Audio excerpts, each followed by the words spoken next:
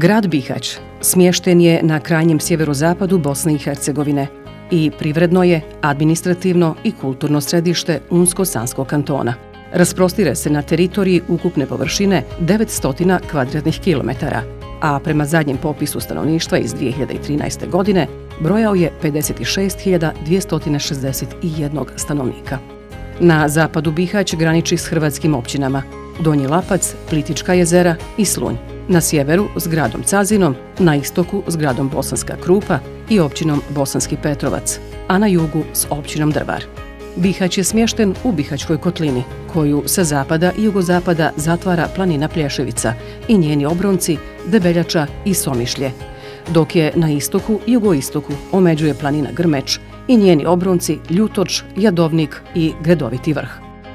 Kroz njega protječe rijeka Una, dužinom od 80 km, te njene pritoke Klokot i Privilica.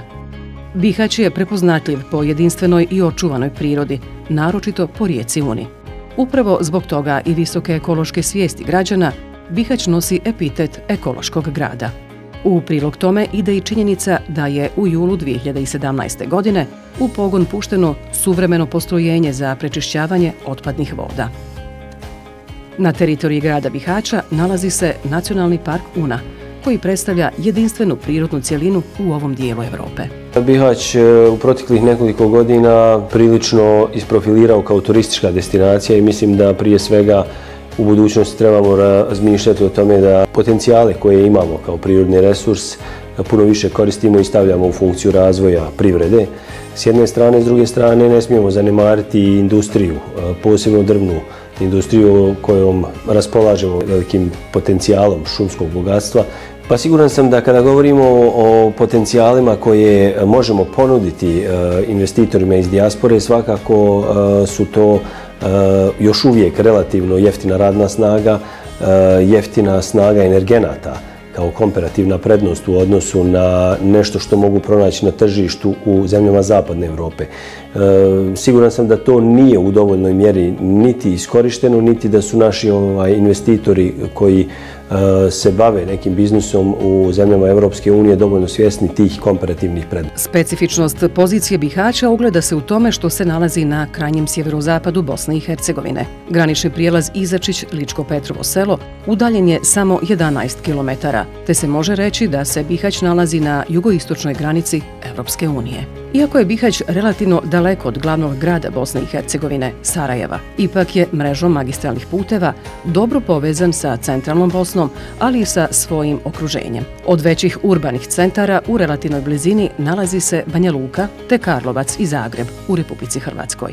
U toku je realizacija strateškog projekta izgradnje međunarodnog aerodroma Bihać u prigradskom naselju Golubić. Projekat najvećim dijelom finansira Vlada Federacije Bosne i Hercegovine. Do sada je investirano oko 11,5 miliona konvertibilnih maraka, uglavnom za izradu studijsko-projektne dokumentacije, eksproprijaciju zemljišta i izgradnju testne dionice poletno-sletne staze. Završetak izgradnje aerodroma očekuje se za 3 godine. Bihać je danas jedna od najpopularnijih destinacija kontinentalnog turizma u Bosni i Hercegovini s posebnim razvijenim selektivnim oblicima, kao što su sportsko-rekreativni turizam, gdje dominiraju rafting i biciklizam, ribolovni i lovni turizam, ekoturizam, te kulturno-historijski turizam. Područje grada Bihaća bogato je kulturno-historijskim spomenicima, od kojih su najznačajniji Kapetanova kula, džamija Fethija, crkva Svetog Antuna Padovanskog, Turbe, muzej prvog zasjedanja Avnoja, spomen park Garavice i manastir Rmanj. Na području Bihaća nalazi se više srednjovjekovnih gradova, od kojih se izdvajaju Sokolac, Orašac, Havala i Ostrovica. Priča nas vodi u ČJ.d.o.o. Bihać, kompaniju pokrenutu zahvaljujući dijasporskom ulaganju. Fadil Čavkić je nakon decenija života i rada u Austriji odlučio da se vrati u domovinu, u svoj Bihać. Tu pokreće kompaniju ČJ.d.o.o. koja se bavi proizvodnjom metalnih konstrukcija. Kompanija ČJ.d.o.o. Bihać je osnovana davne 1984. godine. Moj otac je pokrenuo to kao pilanu. 1996. godine sam ja to naravno pokrenuo posle rata i moj brat mlađi Denis i bavili smo se do neke 2004. drvetom, da bi se odlučili, pošto sam ja metalac i moj brat je isto tako u metalskoj industriji, da bi se odlučili da promijenimo namjenu i da počnemo se baviti metalom. Diaspora Invest pomogao nam je u tome što je dodijelio nam jednu osobu koja na zapadnom tržištu traži kupce za nas i pomaže nam u tom pravcu. Nedžad Kosović direktor je firme Green Water, d.o.o. koja je u 100% vlasništvu pripadnika BiH dijaspore. Firma će se baviti flaširanjem prirodne izvorske vode sa izvorišta Ostrovica u Nacionalnom parku Una. U toku su završne radnje za pokretanje proizvodnje. Za veći dio planirane proizvodnje već je obezbijeđen izvoz na tržište Evropske unije. Kompanija Green Water osnovana je 2001. godine. Izgradnja kompletnog pogona, cjevovoda i pumpne stanice je trajala do 2003. godine i 2003. startala sa svojom proizvodnjom. 2013. pojavio se sadašnji vlasnik iz dijaspore, naš poznanik i komšija Rasim Sinanović, koji je iz Sanskog mosta ovdje kod nas blizu i tako ulazi u akviziciju s bankom za otkup potraživanja kompletnog toga pogona, odnosno proizvodnog pogona za proizvodnju prirodne izvorske vode od punjenja. Nihad Šušnjar je koordinator lokalnog privrednog foruma Biznis kluba grada Bihaća i vrlo dobro je upoznat s privrednim kretanjima u zemlji i potencijalima grada Bihaća. Po mom skromnom mišljenju Bihać treba da bude i da ostane multikulturalan grad, otvoren za sve ljude, a samim tim naravno i za dijasporu, za investitore, za turiste, posjetioce, putnike, namjernike itd.